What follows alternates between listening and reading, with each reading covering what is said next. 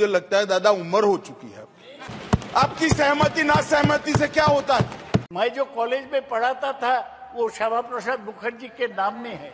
उनका जो स्लोगन एक प्रधान एक विधान एक निशान, वो उनका स्लोगन था, वो पॉलिटिकल स्लोगन था। लेकिन आज भी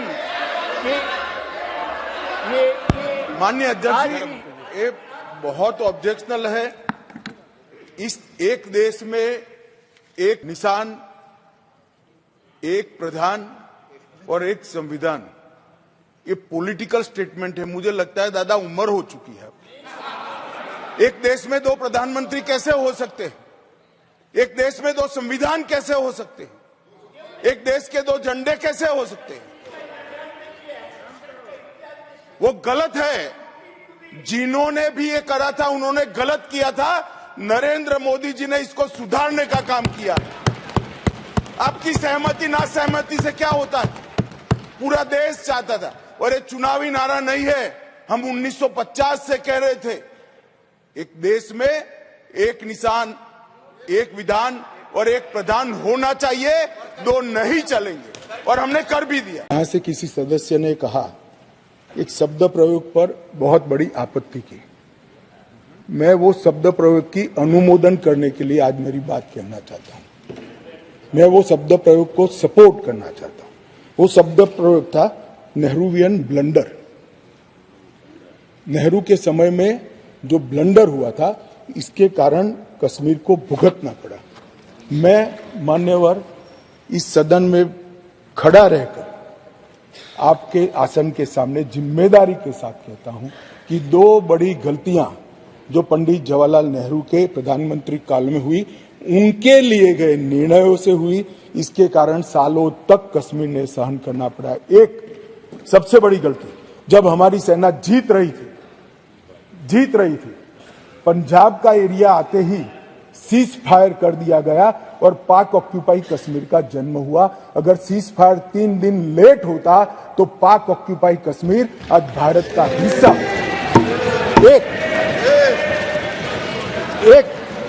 एक पूरा कश्मीर जीते बगैर सीज फायर कर लिया, और दूसरा यूएन के अंदर हमारे मसले को ले जाने की बहुत बड़ी गलती की। ये मिस्टेक नहीं थी, ब्लंडर था।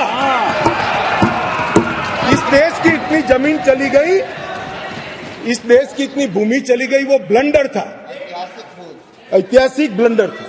आतंकवाद का मूल आर्टिकल 370 के कारण खड़ा हुआ अलगाववाद की भावना है। आर्टिकल 370 जाने से अलगाववाद में बहुत बड़ी कमी आने वाली है और इसके कारण आतंकवादी भावनाओं में कमी आएगी। रिकॉर्ड की बात है भाई अभिनंदन जी। अब मैं बताता हूं जीवन 1994 से 2004, इसमें शासन पर मैं नहीं जा रहा, कालखंड बोल रहा हूं। कई शासन आए हैं। टोटल आतंकवाद की कुल घटनाएं 40,164 हुई। छोटी छोटी घटनाएं भी है, कुछ बड़ी भी है। 2004 से 14 मनमोहन सिंह सोनिया जी के शासन का समय, आतंकवाद की घटनाएं 7,217 हुई, 7,270। और नरेंद्र मोदी सरकार में 14 से 23 तक सिर्फ 2,000 हुई। 70% की कमी आई है। और मैं थोड़ा और एक्सप्लेन करना मांगता हूं कि ये जो 2,197 आई है, इसमें से एक घटना का जिक्र है। 65% घटनाएं पुलिस की गई कार्यवाही के कारण अकर हुई है।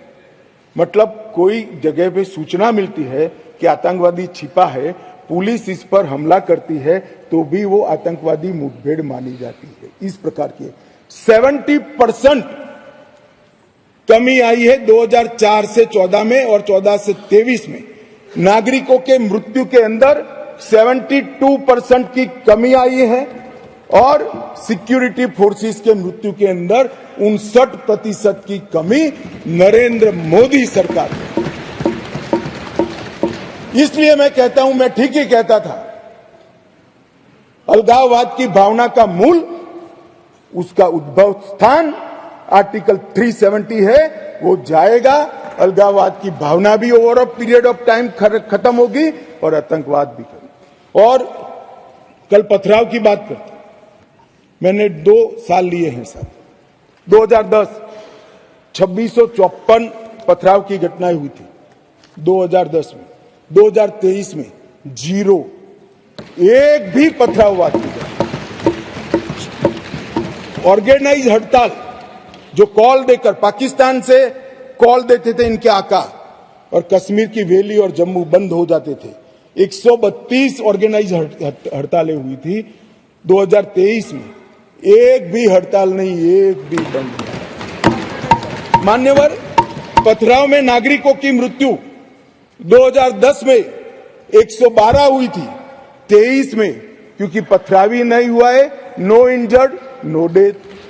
मान्यवर, सिक्योरिटी फोर्सेस पथराव के कारण 6235 हुए थे इंजर्ड सिक्योरिटी फोर्सेस, और इस बार क्योंकि पथरावी नहीं हुआ है 0 इंजर्ड है।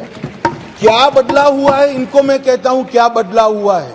अरे इसी सदन में रहकर सारी मर्यादाएं तोड़कर अगर धारा 370 खत्म हुई तो खून की नदियां बह जाएगी कहते थे। खून की नदियां छोड़ो, कंकड़ चलाने की हिम्मत नहीं है किसी की। इस तरह की व्यवस्था भारतीय जनता पार्टी